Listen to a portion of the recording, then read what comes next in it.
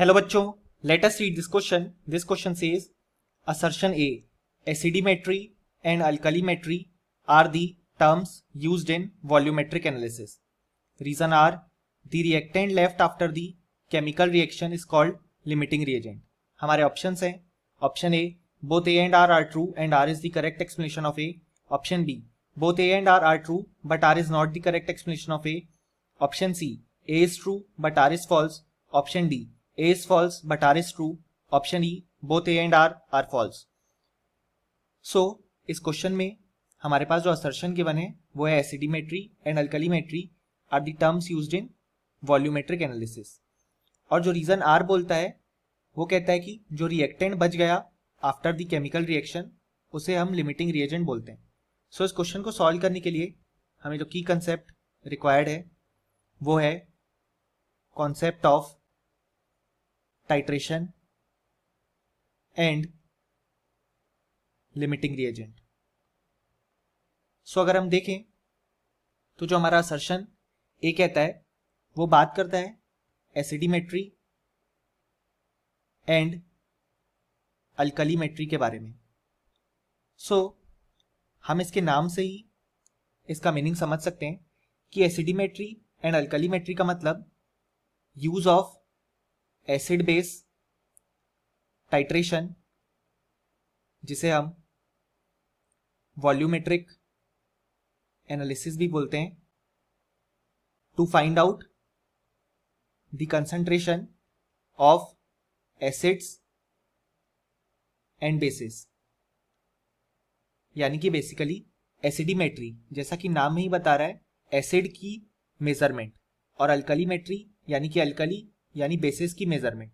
सो जब हम acid base titration करते हैं यानी कि वॉल्यूमेट्रिक एनालिसिस करते हैं तो उससे हमें पता चलता है जो हमारे पास अननोन क्वांटिटी है, कभी वो एसिड हो सकती है कभी वो बेस हो सकती है. सो उसका जो अननोन कंसंट्रेशन हमने फाइंड आउट किया through the process volumetric analysis, इसी को हम बोलते हैं एसिडिमेट्री एंड अल्कलीमेट्री. सो ये बहुत ही इंपॉर्टेंट टर्म्स होते हैं जो कि यूज किए जाते हैं इन दी वॉल्यूमेट्रिक एनालिसिस. यानी कि अगर हमें बोलना है कि हमें एसिड की मेजरमेंट फाइंड आउट करनी है, सो उसके लिए जो हम टर्म यूज करेंगे वो होगी एसिडिमेट्री, और अल्कलीमेट्री यानी कि जो बेस की अमाउंट या क्वांटिटी प्रेजेंट है उसको फाइंड आउट करने के लिए टर्म यूज होगा वो है अल्कलीमेट्री.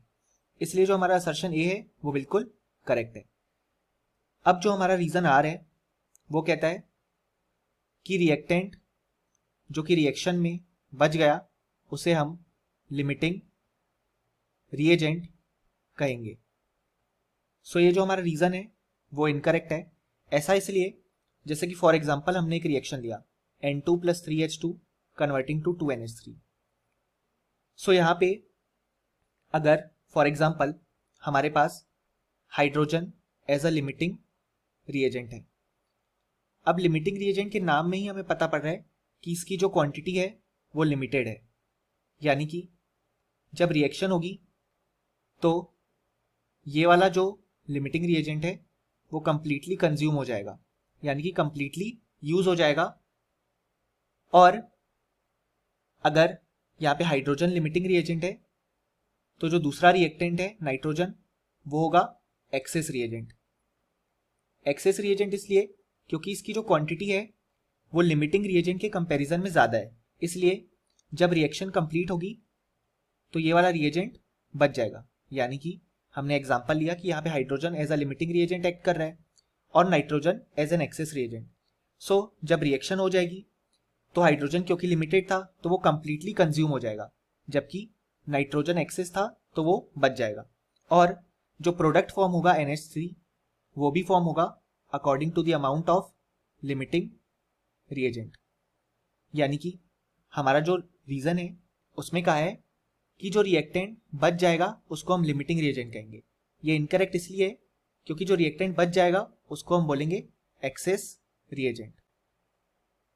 सो अगर हम फिर से हमारे क्वेश्चन को देखें तो जो हमारा असर्शन ए आया वो बिल्कुल करेक्ट है जैसा कि हमने देखा, और जो हमारा रीजन आर आया वो इनकरेक्ट है.